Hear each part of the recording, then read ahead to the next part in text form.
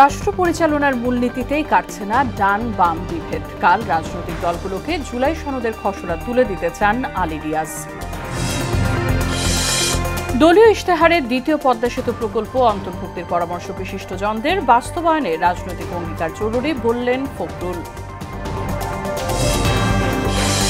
শুল্ক ইস্যুতে কাল যুক্তরাষ্ট্র যাচ্ছে সরকারের প্রতিনিধি দল। বাণিজ্য ঘাটতি কমাতে কেনা হচ্ছে গম, তুলা ও উড়োজাহাজ।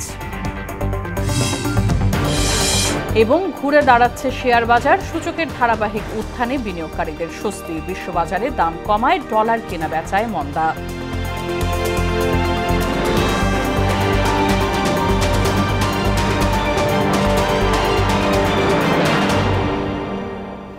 আসসালামু আলাইকুম, সবাইকে স্বাগত মোহনা সংবাদে। শুনছিলেন শিরোনাম, পুরো সংবাদের সঙ্গে আছে রাশিদা সুলতানা রিঙ্কু। রাষ্ট্র পরিচালনার মূলনীতিতে রাজনৈতিক বিভেদ স্পষ্ট। ঐকমত্য কমিশনের প্রস্তাবের উপর পক্ষে বিপক্ষে মত দিয়েছে দলগুলো। যদিও স্বাধীন পুলিশ কমিশন গঠনে সবাই একমত। দুপুরে ঐকমত্য কমিশন সভার মধ্যাহ্ন বিরতিতে এসব কথা বলেন রাজনৈতিক দলের প্রতিনিধিরা। বৈঠকের সূচনা বক্তব্যে আগামী 3 দিনের মধ্যে সংস্কার ইস্যু নিষ্পত্তির আশা জানিয়েছেন কমিশনের সহসভাপতি আলী রিয়াজ। বলেন, আগামীকালের মধ্যে জুলাই সনদের খসড়া সব রাজনৈতিক দলের কাছে পাঠানো হবে। মনিরুল ইসলামের প্রতিবেদন। রাষ্ট্রের মৌলিক সংস্কারের ক্ষেত্রে রাজনৈতিক দলের সঙ্গে ধারাবাহিক বৈঠক করছে জাতীয় ঐকমত্য কমিশন।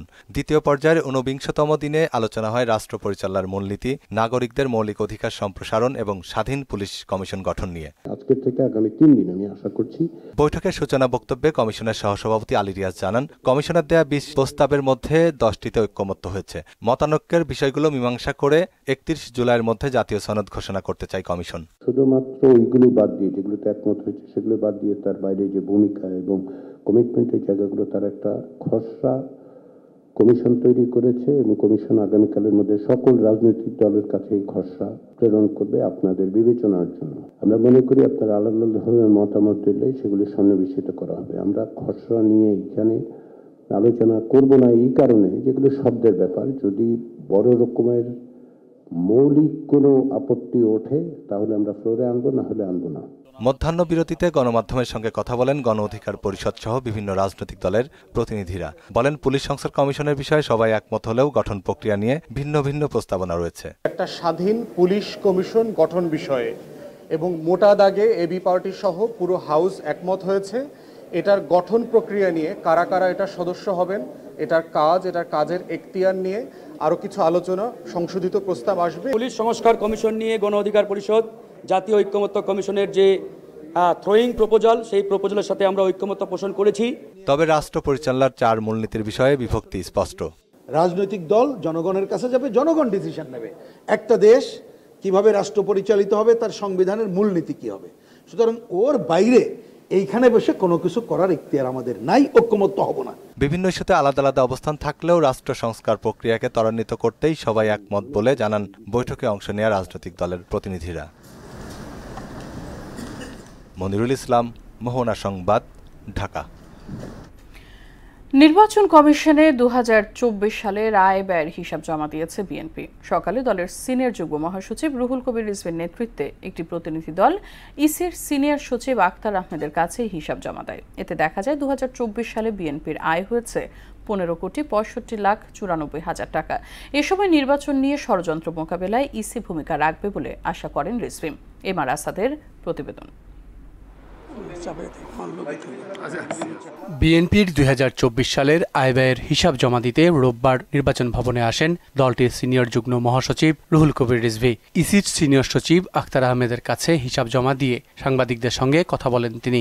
15,65,94,842 আর দলটির ব্যয় হয়েছে 4,80,04,823। বলেন, গণতন্ত্র ধ্বংস করে এবার নির্বাচন বানচালের ষড়যন্ত্র করছে একটি গোষ্ঠী। ষড়যন্ত্র প্রতিহত করতে ইসি বলিষ্ঠ ভূমিকা রাখবে বলেও আশা প্রকাশ করেন রিজভী। মানুষের প্রত্যাশা অনুযায়ী হয়তো অনেক কিছু এখনো সম্ভব হয়ে ওঠেনি, এখনো আইন শৃঙ্খলার পরিস্থিতি ততটা উন্নত হয়নি, কিন্তু তারপরেও মানুষের মধ্যে যে আশা জেগে উঠেছে। নির্বাচনকে বানচাল করার অথবা নির্বাচনকে নিয়ে যে কোনো গভীর ষড়যন্ত্র প্রতিহত করতে সাহসী ভূমিকা রাখবে বলে বাংলাদেশ জাতীয়তাবাদী দল বিশ্বাস করে। অবাধ সুষ্ঠু নির্বাচনের স্বার্থে বর্তমান কমিশনকে ক্ষমতার পূর্ণ ব্যবহার করার আহ্বানও জানান বিএনপির এই সিনিয়র নেতা। সকল রাজনৈতিক দল এবং গণতন্ত্রকামী মানুষের কাছে একটি আস্থার প্রতিষ্ঠান হিসেবে বর্তমান নির্বাচন কমিশন গড়ে উঠবে বলে এটাও বাংলাদেশ জাতীয়তাবাদী দল প্রত্যাশা করে। MR আসাদ, মোহনা সংবাদ, ঢাকা। মানুষের শিক্ষা, স্বাস্থ্য ও বাসস্থানের নিশ্চয়তা থাকবে এমন জনকল্যাণমুখী রাষ্ট্র গড়তে চায় এনসিপি। দুপুরে নেত্রকোনায় জুলাই পদযাত্রা কর্মসূচিতে দলটির আহ্বায়ক নাহিদ ইসলাম বলেন, ফ্যাসিস্ট আমলে সংগঠিত হত্যা, গুম, লুটপাটের বিচার করতে হবে। ভারতীয় আধিপত্যবাদের বিরুদ্ধে এনসিপি লড়াই করে যাবে বলে জানান নাহিদ। গণঅভ্যুত্থানের অন্যতম প্রধান দাবি ছিল যেই ফ্যাসিস্ট সরকার, যেই ফ্যাসিস্ট বাহিনী এই ধরনের হত্যাযজ্ঞ করেছে, 16 বছরে মানুষকে নির্যাতন করেছে, অনেকগুলো গণহত্যা করেছে, মানুষের টাকা লুট করেছে, সেই ফ্যাসিস্ট সরকার এবং তার বাহিনীর বিচার করতে হবে। পদ্মা ব্যারেজ ও দ্বিতীয় পদ্মা সেতু বাস্তবায়নে রাজনৈতিক অঙ্গীকার সবচেয়ে বেশি প্রয়োজন বলে মনে করছেন বিএনপি মহাসচিব মির্জা ফখরুল ইসলাম আলমগীর। দক্ষিণাঞ্চলের মানুষের নিরাপত্তা ও জীবন জীবিকা রক্ষায় প্রকল্প দুটি বাস্তবায়ন অত্যন্ত জরুরি বলে মত দেন তিনি। রাজধানীর মহাখালীতে এক সেমিনারে তিনি এসব কথা বলেন। এতে বক্তারা রাজনৈতিক দলগুলোকে নিজেদের ইশতেহারে দ্বিতীয় পদ্মা সেতু প্রকল্প অন্তর্ভুক্ত করার পরামর্শ দেন। আরও জানাচ্ছেন হুমায়ুন কবির। মহাখালী ব্র্যাক সেন্টারে পদ্মা ব্যারেজ ও দ্বিতীয় পদ্মা সেতু বাস্তবায়ন জাতীয় কমিটি আয়োজিত সেমিনারে অংশ নেন বিভিন্ন রাজনৈতিক দলের নেতা ও অর্থনীতিবিদ সহ প্রকৌশলীরা। পানি সম্পদ মন্ত্রণালয় একটা অর্থনৈতিক সহ দক্ষিণাঞ্চলের মানুষের জীবনমান উন্নয়নে দলুদিয়া পাটুরিয়া দিয়ে দ্বিতীয় পদ্মা সেতুর প্রয়োজনীয়তা তুলে ধরেন আলোচকরা। আজকে বাংলাদেশে এটা সিদ্ধান্ত নিতে হবে যে বাংলাদেশের জনগণ জাতীয় প্রশ্নে ঐক্যবদ্ধ থাকবে কিনা। ব্যারেজগুলো যেভাবে তৈরি করা হয়েছে, আমার কৃষি, শিল্প, জনজীবন, সভ্যতা সমস্ত কিছুই গুরুতরভাবে বিপন্নের মধ্যে। সেতু দ্বিতীয়টা নির্মাণ করবে, এটা হবে কি হবে না 18 আনা রাজনৈতিক সিদ্ধান্ত। গঙ্গার চুক্তির আমাদের নিশ্চয়তা পাওয়ার ক্ষেত্রে কারিগরি, পেশা দিক থেকে এবং রাজনৈতিক দিক থেকে যৌক্তিক আলোচনা করার মতো সক্ষমতা ওনাদের তৈরি করতে হবে আজকে থেকে। প্রধান অতিথির বক্তব্যে বিএনপি মহাসচিব মির্জা ফখরুল ইসলাম আলমগীর দ্বিতীয় পদ্মা সেতু বাস্তবায়নে মানুষের মধ্যে জাগরণ সৃষ্টির আহ্বান জানান। সেতুটি বাস্তবায়নে বেগম খালেদা জিয়ার ইচ্ছার কথাও জানান তিনি। বেগম খালেদা জিয়া তিনি অনেক আগে দ্বিতীয় সেতুর কথা কমিট করেছেন, তার কমিটমেন্ট আছে এবং আমরা রাজনৈতিক দল হিসেবে আমরা মনে করি যে এই সমস্ত অঞ্চলগুলোকে, এখানে যেখানে জীবন জীবিকা প্রশ্ন জড়িত আছে, আপনার মানুষের নিরাপত্তার প্রশ্ন আছে, দাবি বাস্তবায়নে বলিষ্ঠভাবে ভূমিকা রাখতে সবার প্রতি আহ্বান জানান বিএনপি মহাসচিব। রাজনৈতিক কমিটমেন্টই হচ্ছে সবচেয়ে বড় প্রয়োজন, সেটাই দরকার এবং সেটা তখনই তৈরি হবে যখন সেটা জনগণের মধ্য থেকে উঠে আসবে এই দাবিটা। এটাও কিন্তু অত্যন্ত জরুরি।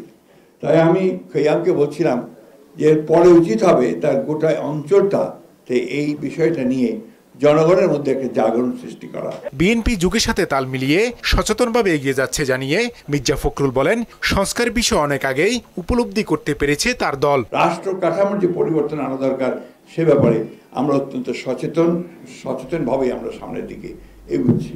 হুমায়ুন কবির, মোহনা সংবাদ, ঢাকা। যুক্তরাষ্ট্রের বাজারে বাংলাদেশি পণ্যের উপর আরোপিত শুল্ক কমাতে আলোচনার জন্য কাল যুক্তরাষ্ট্র যাচ্ছেন বাণিজ্য উপদেষ্টার নেতৃত্বে 4 সদস্যের প্রতিনিধি দল। সেখানে বৈঠক হবে আগামী 29 ও 30 জুলাই। সচিবালয়ে সাংবাদিকদের সঙ্গে আলাপে কথা জানান বাণিজ্য সচিব মাহবুবুর রহমান। তার আশা, ভারত ভিয়েতনামের চেয়ে বাংলাদেশি পণ্য শুল্ক হার কম আসবে। যুক্তরাষ্ট্র থেকে 25টি বোয়িং বিমানের অর্ডার দেওয়া হয়েছে বলে জানান সচিব। শামীমুজ্জামান চৌধুরীর রিপোর্ট। বৈদেশিক বাণিজ্যে সমতা আনতে গেল এপ্রিলে বিভিন্ন দেশের উপর নতুন করে পাল্টা শুল্ক আরোপের সিদ্ধান্ত নেয় মার্কিন প্রেসিডেন্ট ডোনাল্ড ট্রাম্প। তখন বাংলাদেশি পণ্যে 37% শুল্ক বসানো হয়, যদিও চলতি মাসের শুরুর দিকে সামান্য কমিয়ে করা হয় 35%, যা কার্যকর হওয়ার কথা 1 আগস্ট থেকে। এমন বাস্তবতায় নড়ে চড়ে বসেছে বাংলাদেশ। যুক্তরাষ্ট্রের সঙ্গে শুরু হয়েছে আলাপ আলোচনা।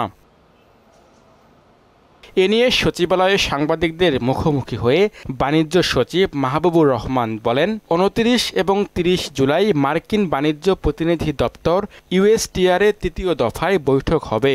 সেখানে যোগ দেবে বাংলাদেশের প্রতিনিধি দল। 29-30 তারিখে আমাদের ওয়াশিংটনে বৈঠক হবে USTR এর অফিসে। তো সেখানে আমাদের আলোচনা হবে। আমি যাচ্ছি, আমাদের উপদেষ্টা মহোদয় যাচ্ছেন, আমাদের জাতীয় নিরাপত্তা উপদেষ্টা মহোদয় জনাব খলিলুর রহমান উনি যাচ্ছেন। সচিব জানান, যুক্তরাষ্ট্রের সঙ্গে বাণিজ্য ঘাটতি কমাতে গম, তুলা ও বোয়িং উড়োজাহাজ কেনা হবে। ইতিমধ্যেই 25টি বোয়িং অর্ডার দেওয়া হয়েছে। নতুন করে আমরা এবছরে এই রেসিপ্রোকাল ট্যারিফ ইস্যুতে আমরা আবার নতুন করে তাদেরকে এই আদেশগুলো, আগে 14টা ছিল, পরে 25টা করেছি। এছাড়া আপনারা জানেন যে আমরা গম ক্রয়ের জন্য তাদের সাথে চুক্তি করেছি। সচিবের কাছে প্রশ্ন ছিল, পণ্য আমদানির প্রভাবে জীবনযাত্রার ব্যয় বাড়বে কিনা।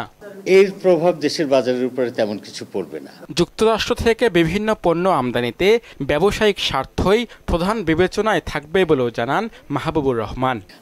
8.5 বিলিয়ন, যেটা আগামী বছরে 10 বিলিয়ন হতে পারে এবং তারও বেশি বাড়বে। শামীমুজ্জামান চৌধুরী, মোহনা সংবাদ, ঢাকা। সুস্থ হয়ে ঘরে ফিরলেন মাইলস্টোন ট্র্যাজেডিতে আহত আরও 2 জন। সকালে বার্ন ইনস্টিটিউট থেকে তাদের ছাড়পত্র দেওয়া হয়। এদিকে রাজধানীর বিভিন্ন হাসপাতালে এখনও ভর্তি আছেন 46 জন।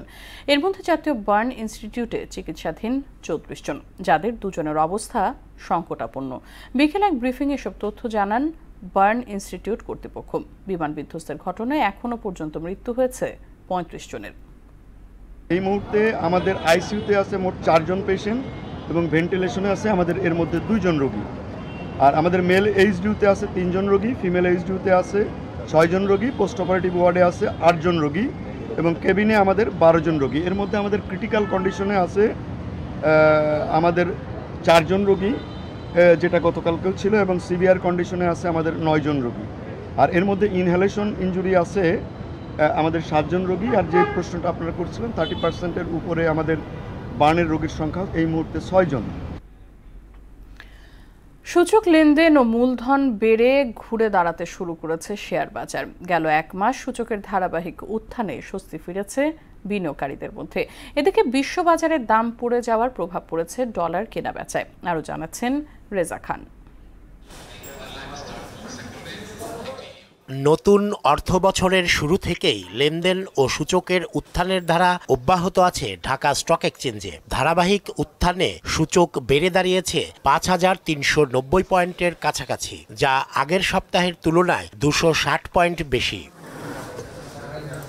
গেল সপ্তাহে লেনদেন বেড়ে দাঁড়ায় 4298 কোটিতে, যা আগের সপ্তাহের তুলনায় 889 কোটি টাকা বেশি। তবে রোববার দুপুর পর্যন্ত কারেকশনের ধারায় বাজার কিছুটা নেতিবাচক ছিল। অবশ্য তাতেও অখুশি নন বিনিয়োগকারীরা। মান্থ এন্ডে কিছু অ্যাডজাস্টমেন্ট থাকে ইনস্টিটিউটগুলির, আবার অনেকে হচ্ছে যে প্রফিট কিছুটা টেক করে, এইসব কারণেই বাজার একটু আজকে শেকিয়ে আছে। ভলিউম বাড়তেছে, মার্কেটে ইনভেস্টর আসতেছে, আরো ইনভেস্ট হচ্ছে। গত সপ্তাহের শেষ কার্যদিবসে বাজার মূলধন বেড়ে দাঁড়ায় 7,08,000 কোটি টাকা, যা বিগত 7 মাসের মধ্যে সর্বোচ্চ। 1000 কোটি টাকা যদি টার্নওভার হয়, হাউস বাঁচবে, ক্ষুদ্র বিনিয়োগকারী বাঁচবে, দেশের অর্থনীতি তার নিজস্ব গতিতে এগিয়ে যাবে। স্মার্ট মানি যেটা ঢুকছে সেটা বের হচ্ছে না, সম্ভবত সেটা রিইনভেস্ট হইতেছে আর কি। এটাই হচ্ছে গিয়ে আর কি খুব আশাব্যঞ্জক একটা কথা আর কি। কিছুটা কমেছে ডলারের দাম। 124 টাকায় কিনে 1 টাকা মুনাফায় প্রতি ডলার বিক্রি হচ্ছে মানি এক্সচেঞ্জে, আর 122 টাকায় কিনে 123 টাকায় বিক্রি হচ্ছে ব্যাংকে। আমেরিকায় পিএইচডি করতে যাওয়ার মৌসুম চলছে, তো যার কারণে ডলারের প্রচুর চাহিদা। আমরা চেষ্টা করতেছি ডলার দেওয়ার জন্য। যোগান স্বাভাবিক থাকলেও চাহিদা কমা ও বিশ্ববাজারে দরপতনের কারণে ডলারের দাম কিছুটা নিম্নমুখী বলে জানান মানি চেঞ্জার্স অ্যাসোসিয়েশন অব বাংলাদেশের সভাপতি। যোগানের ধারাবাহিকতা আছে, কিন্তু তুলনামূলকভাবে চাহিদা একটু কম, যার কারণে রেটটা একটু নিম্নগতি। তাছাড়া তো বিশ্ববাজারে ডলারের রেট ফল করছে, অন্যান্য কারেন্সির এগেনস্টে কনভার্সনে ডলার ফল করেছে, তার প্রভাব বাংলাদেশে পড়েছে। নাম সর্বস্ব অবৈধ মানি এক্সচেঞ্জের বিরুদ্ধে ব্যবস্থা নিলে ডলার বাজার আরও স্বাভাবিক হবে বলে মনে করেন তিনি। সেন্ট্রাল ব্যাংককে সেটা অবহিত করেছি যে যাতে এর বিরুদ্ধে প্রয়োজনীয় ব্যবস্থা গ্রহণ করা হয়। রেজা খান, মোহনা সংবাদ, ঢাকা। গোপালগঞ্জে সংঘাতের ঘটনায় শিশুদের গ্রেফতারের আইনে সঠিক প্রয়োগ হচ্ছে কিনা তা তদন্তে কমিটি গঠনের নির্দেশ দিয়েছেন হাইকোর্ট। শিশু আইন প্রয়োগে সংশ্লিষ্টদের নিষ্ক্রিয়তা কেন বেআইনি নয় তা জানতে রুল জারি করেছেন আদালত। বিচারপতি কাজী জিনাত হক ও বিচারপতি আইনুন নাহার সিদ্দিকীর হাইকোর্ট বেঞ্চ এই আদেশ দেন। এই রেসপন্ডেন্টদের সকলকে একটা ডাইরেকশন দিয়েছেন যে একটা ইনকোয়ারি কমিটি করতে হবে।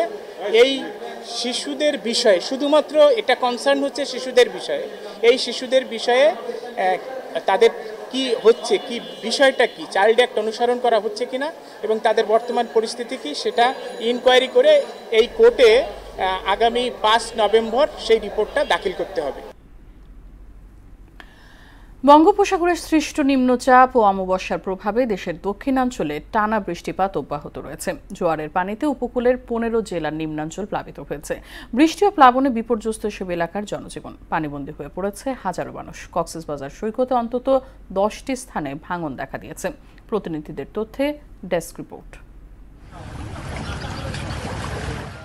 নিম্নচাপ ও অমাবস্যার কারণে সাগর উত্তাল থাকায় প্রবল জোয়ার, জলোচ্ছ্বাস ও বৃষ্টিতে নোয়াখালীর হাতিয়ার বিভিন্ন এলাকা প্লাবিত হয়েছে। বেড়িবাঁধের বাইরের নিম্নাঞ্চল সম্পূর্ণ তলিয়ে গেছে। পানিবন্দী হয়ে পড়েছে হাজার হাজার মানুষ। ভেসে গেছে বহু মাছের ঘের। জোয়ারের কারণে পানি প্লাবিত হয়ে সবকিছু ভেসে গেছে। সমস্ত এলাকাতে পানি কি অবস্থা, কেউ পিটি বাঁধবে সে জায়গা পর্যন্ত নাই। আমাদের বাসস্থানের কোনো ব্যবস্থা নাই। বরিশাল, পিরোজপুর, ঝালকাঠি, বরগুনা, পটুয়াখালী ও ভোলার অন্তত 11টি নদীর পানি বিপদসীমা অতিক্রম করেছে। এতে নিম্নাঞ্চল পানিতে তলিয়ে গেছে। শহর থেকে পানি কিছুটা নেমে গেলেও দুর্ভোগে গ্রামের মানুষ। জলাবদ্ধতার কারণে বাসা থেকে বের হতে পারছি না। আমাদের ফ্যামিলি মেম্বার যে বাচ্চারা আছে তাদের স্কুলও পাঠাতে পারছি না। আমাদের একটু বৃষ্টি হলে এই শহরের ভিতরে যে কোনো জায়গায় পানিতে ভরে যায়। বৃষ্টি ও অস্বাভাবিক জোয়ারের এই পরিস্থিতি আরও 2-3 দিন অব্যাহত থাকতে পারে বলে জানিয়েছে বরিশালের আবহাওয়া অফিস। যদিও নিম্নচাপটা এখনো কেটে গেছে, কিন্তু এর প্রভাবে আগামী 2-1 দিন হালকা বৃষ্টিপাতের সম্ভাবনা রয়েছে। স্বাভাবিক জোয়ারের চেয়ে পানির উচ্চতা বেড়ে প্লাবিত হয়েছে বরগুনার নিম্নাঞ্চল। বেড়িবাঁধের বাইরে অনেক ঘরবাড়িতে পানি উঠে গেছে। তলিয়ে গেছে বরগুনা সদরের বড়ইতলা এলাকা ও পাথরঘাটার বইনচটকি ফেরিঘাটের গ্যাংওয়ে ও সংযোগ সড়ক। একই অবস্থা আমতলী ও পুরাকাটা ফেরিঘাটেরও। পানির কারণে গাড়ি উঠতে পারে না, গাড়ির সমস্যা হয়, গাড়ি ঘোড়া আসে যাইতে পারে না এবং গাড়ি ঘোড়া সব তলাই যায়। পানি উঠতে আছে, আমার ব্যবসা বাণিজ্য সবই বন্ধ, আমাকে পাক শাক সব বন্ধ, বাচ্চা কাচ্চা লই আছে এই খুব দুর্ভোগে। পটুয়াখালীতে টানা বৃষ্টিপাত অব্যাহত আছে। গত 24 ঘন্টায় জেলার কলাপাড়ায় 98.4 মিলিমিটার বৃষ্টিপাত রেকর্ড করেছে আবহাওয়া অফিস। বৃষ্টিতে জনজীবনে নেমে এসেছে ভোগান্তি। আফরিন পপি, মোহনা সংবাদ। গাজায় সামরিক তৎপরতা বন্ধের ঘোষণা দিয়েও 76 ফিলিস্তিনিকে হত্যা করেছে ইসরায়েলি সেনারা। 21 মাসেরও বেশি সময় ধরে চলা তাণ্ডবে 60,000 ছুঁই করছে প্রাণহানি। এদিকে উপত্যকাটির কিছু অঞ্চলে মানবিক করিডোর খুলে দেওয়ার আশ্বাস দিয়েছে তেল আবিব। ইশতিয়াক হোসেনের ডেস্ক রিপোর্ট। আন্তর্জাতিক চাপে গাজা উপত্যকায় ত্রাণ সরবরাহের অংশ হিসেবে আকাশপথে খাদ্য ও ওষুধ পাঠানোর ঘোষণা দিয়েছে ইসরায়েল। এক বিবৃতিতে ইসরায়েলের সামরিক বাহিনী জানায়, মানবিক সহায়তা দিতে রোববার থেকে দৈনিক 10 ঘন্টার জন্য আল মাওয়াসি, দেইর আল বালা এবং গাজা সিটিতে নির্দিষ্ট সময় সামরিক তৎপরতা বন্ধ রাখা হবে। পাশাপাশি উপত্যকার কিছু অঞ্চলে খুলে দেওয়া হবে মানবিক করিডোর। গত 2 মার্চ যুদ্ধবিরতি আলোচনা ভেঙে পড়ার পর ইসরায়েল গাজায় পূর্ণ অবরোধ আরোপ করে। এতে ভাটা পড়ে ত্রাণ কার্যক্রম। তবে আচমকা বিমান থেকে ত্রাণ ফেলছে ইসরায়েল। জাতিসংঘ বলছে অনাহারক্লিষ্ট লাখো মানুষের জন্য এই সহায়তা একেবারেই নগণ্য। সংকট কাটাতে সড়কপথে ত্রাণ সরবরাহ চালু রাখার আহ্বান জানিয়েছে সংস্থাটি। এদিকে ত্রাণ বিতরণ করলেও হামাস নির্মূলের নামে হামলা অব্যাহত রেখেছে নেতানিয়াহু বাহিনী। উপত্যকার বিভিন্ন অঞ্চলে হামলা চালিয়ে আরও 76 ফিলিস্তিনিকে হত্যা করেছে তারা। এতে 21 মাসেরও বেশি সময় ধরে চলা তাণ্ডবে 60,000 ছুঁই করছে প্রাণহানি। জাতিসংঘের তথ্য মতে গাজায় হামলা শুরুর পর অপুষ্টিজনিত কারণে এ পর্যন্ত মারা গেছে 127 জন, যার মধ্যে 85 জনই শিশু। ইশতিয়াক হোসেন, মোহনা সংবাদ। সীমান্তে 3 দিন ধরে চলা রক্তক্ষয়ী সংঘর্ষের পর অবশেষে শান্তি আলোচনায় বসতে রাজি হয়েছে থাইল্যান্ড ও কম্বোডিয়া। যুক্তরাষ্ট্রের প্রেসিডেন্ট ডোনাল্ড ট্রাম্পের মধ্যস্থতায় এই সিদ্ধান্ত নিয়েছে দুই দেশ। তার দাবি দুদেশই তাৎক্ষণিক যুদ্ধবিরতিতে যেতে রাজি হয়েছে। শনিবার সোশ্যাল প্ল্যাটফর্ম ট্রুথ সোশ্যালে এই কথা জানান ট্রাম্প। গত 24 জুলাই দক্ষিণ পূর্ব এশিয়ার দুই প্রতিবেশী দেশের মধ্যে সংঘর্ষ শুরুর পর থেকে অন্তত 33 জন নিহত এবং হাজার হাজার মানুষ বাস্তুচ্যুত হয়েছে। শেষ করব সংবাদ, তবে যাবার আগে শিরোনামগুলো আবার একবার।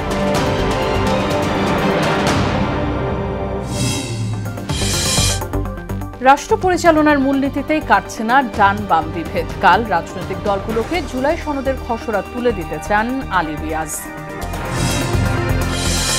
দলীয় ইশতেহারে দ্বিতীয় পদ্মা সেতু প্রকল্প অন্তর্ভুক্তির পরামর্শ বিশিষ্টজনদের, বাস্তবায়নে রাজনৈতিক অঙ্গীকার জরুরি বললেন ফখরুল।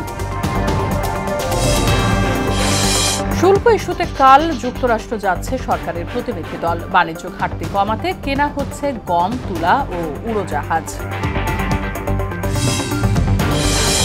এবং ঘুরে দাঁড়াচ্ছে শেয়ার বাজার। সূচকের ধারাবাহিক উত্থানে বিনিয়োগকারীদের স্বস্তি। বিশ্ববাজারে দাম কমায় ডলার কেনা বেচায় মন্দা। এই ছিল সংবাদে। পরবর্তী সংবাদ রাত 9টায়। এর আগে সন্ধ্যা 7টায় দেখবেন সংবাদ এক নজরে। মোহনার সবশেষ খবর জানতে ভিজিট করুন www.mohna.tv। সংবাদ দেখতে পারেন ফেসবুক ও ইউটিউবেও। সঙ্গে থাকার জন্য ধন্যবাদ সবাইকে।